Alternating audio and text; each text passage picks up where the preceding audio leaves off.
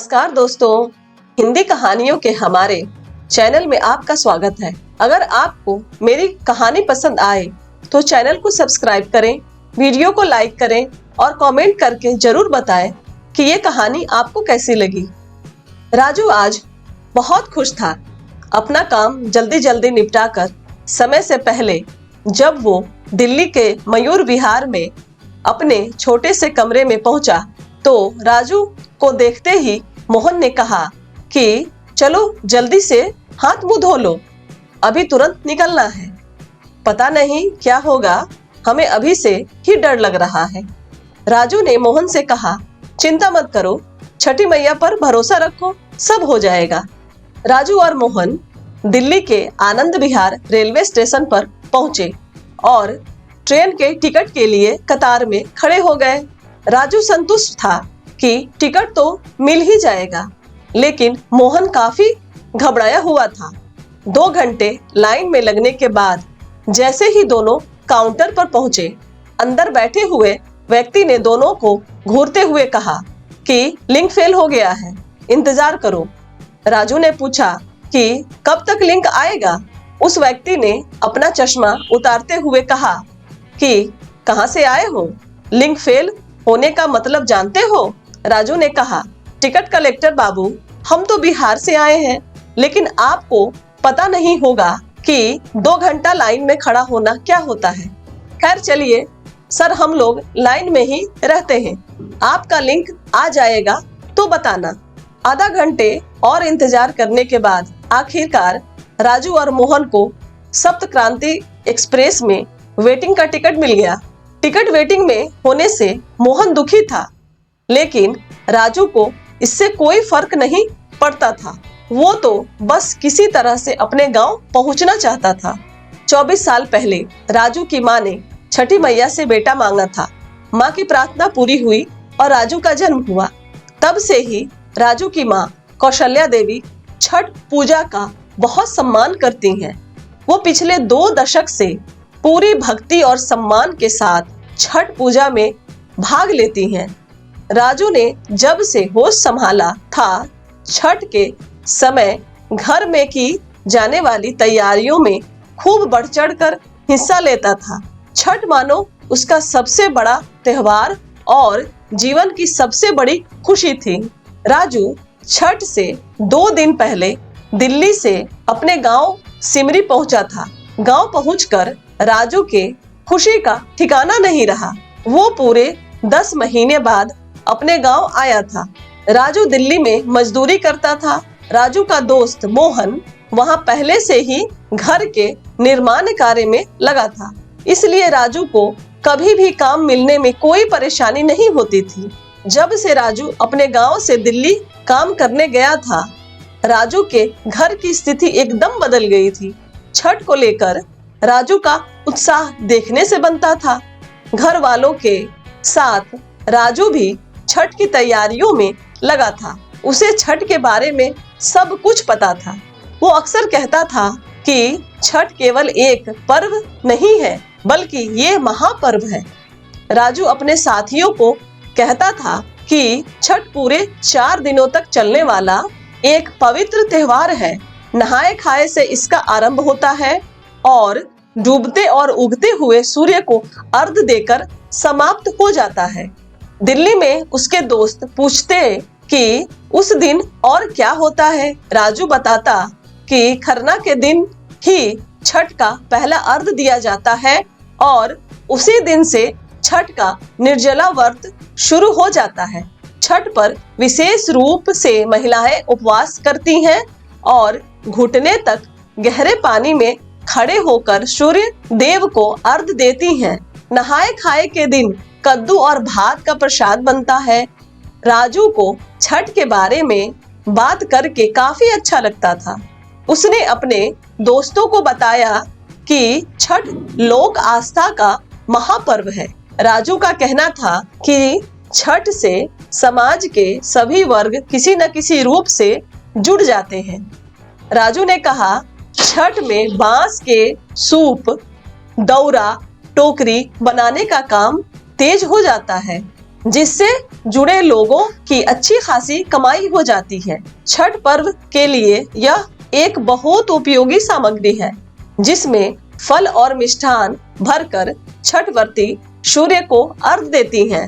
राजू ने बताया कि छठ पूजा में छठी मैया और सूर्य देव को अर्पित करने के लिए पूड़ी, ठेकुआ, गन्ना, फल और मिठाई का भोग लगाया जाता है। मान्यता है कि ऐसा करने से सूर्य देव और छठी मैया का आशीर्वाद मिलता है।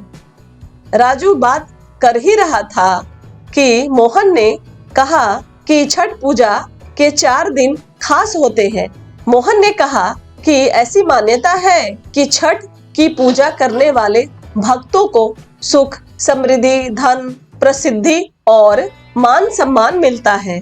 साथ ही साथ इस व्रत को करने वाली महिलाओं के संतान की लंबी उम्र और सुख समृद्धि प्राप्त होती है। मोहन ने कहा कि छठ पूजा बिहार में काफी धूमधाम से मनाया जाता है और अब तो करीब पूरे भारत में ही छठ पूजा का पर्व हर्ष व उल्लास के साथ मनाया जाता है। मोहन ने बताया कि छठ पूजा के दौरान व्रती को पूरे सप्ताह इस बात का ध्यान रखना होता है कि व्रत रखने के दौरान वह झूठी बातें, काम, क्रोध, लोभ, धूम्रपान वगैरह का प्रयोग नहीं करें। मोहन को रोकते हुए उसके दिल्ली के दोस्तों ने कहा कि राजू ने छठ के बारे में इतना कुछ बताया है कि अब हम लोग भी सब कुछ जानने लगे हैं। देखो, छठ पूजा में विशेष रूप से 6 फलों का बहुत महत्व होता है। उसमें नारियल, केला, गन्ना, डाब, नींबू, सुपारी है। मोहन ने कहा कि वाह, बिल्कुल सही बोल रहे हो।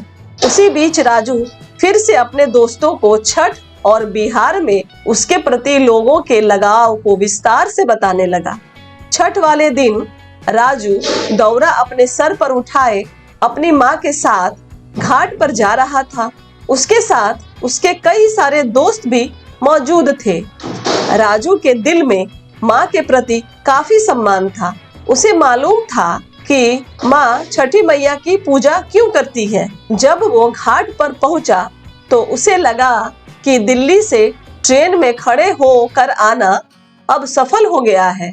दरअसल छठ के समय दिल्ली से बिहार आने वाली लगभग सभी ट्रेनें फुल होती हैं और घर आने जाने वाले लोगों को काफी दिक्कत का सामना करना पड़ता है। घाट पर राजू अपनी माँ को देख रहा था, जो तालाब के किनारे पानी में खड़ी थी। भगवान भास्कर की पूजा करते हुए माँ के मन में राजू का ही ख्याल चल रहा था। माँ ने सोचा कि आज के कलयुग में राजू जैसा बेटा भाग्यशाली लोगों को ही मिलता है। राजू न सिर्फ अपनी माँ और घर वालों का सम्मान करता था, बल्कि राजू अपनी माँ की खुशी को ही अपना सबसे बड़ा पर्व और त्योहार मानता था। राजू की माँ कौशल्या देवी को राजू के चचेरे भाई विजय की भी याद आ रही थी। घाट से लौटते हुए राजू की माँ के दिल में विजय का ख्याल चलने लगा। वो सोच रही थी कि विजय को पढ़ाने के लिए उसके देवर ने अपना सब कुछ बेच दिया था और आज उसके पास इतना पैसा नहीं है कि वो छठ जैसे पर्व का खर्च उठा सके। विजय ने खूब पढ़ाई की और शादी के बाद सबसे पहले घर के पुराने हो चुके माँ और बाप को भूलकर पत्नी के साथ रांची शिफ्ट हो गया और पिछले 10 वर्षों में पलटकर अपने माता पिता को नहीं देखा। एक समय था जब विजय के पिता राजू से चिढ़ते थे और आज राजू ही अपने चाचा की सारी जिम्मेदारी उठाता है और वो भी खुशी खुशी।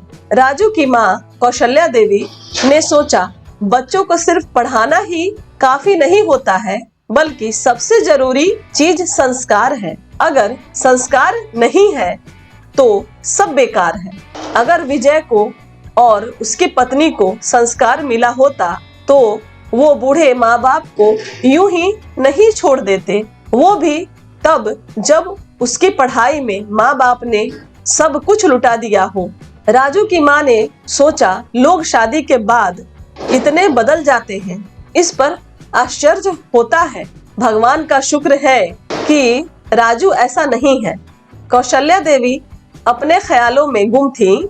उसी दौरान राजू ने उन्हें टोका और कहा कि माँ, सब कुछ बदल सकता है लेकिन माँ बाप का सम्मान करना नहीं। राजू ने माँ के दिल की बात जान ली थी। राजू ने कहा कि दुनिया का उस दिन अंत हो जाएगा जिस दिन लोग अपने माता पिता का सम्मान करना छोड़ देंगे। आज भी करोड़ों लोग ऐसे हैं जिनकी जान उनके माता पिता में बसती है। वो अपनी पत्नी की भी इज्जत करते हैं और अपने बच्चों की भी, साथ ही साथ माँ बाप का सम्मान करना नहीं भूलते हैं। ये बात सुनकर घाट से वापस हो रही कौशल्या देवी को लगा कि छठी मैया हर साल की हमारी प्रार्थना पूरा करती हैं। दोस्तों, आपको कहानी पसंद आई हो तो हमारे चैनल को सब्सक्राइब करें, लाइक करें, शेयर करें और कमेंट करके हमें जरूर बताएं कि आपको ये कहानी कैसी लगी। नमस्कार।